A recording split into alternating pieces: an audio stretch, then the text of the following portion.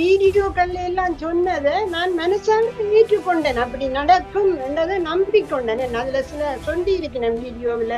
சில ஆட்கள் தங்களுக்கு இருக்க வந்து இப்படி நடந்தது, அப்படி சுகமாயினது. கால் 2 பாதங்களும் வீங்கிட்டுது, அந்த பிளட் சர்க்குலேஷன் தான். அதுல கொஞ்சம் பயந்துட்டேன். ஏன்னா இவருக்கு அப்படித்தான் நடந்தது, கால் வீங்கிடுது, ஹார்ட் ஃபெயிலியர் ஆயினு.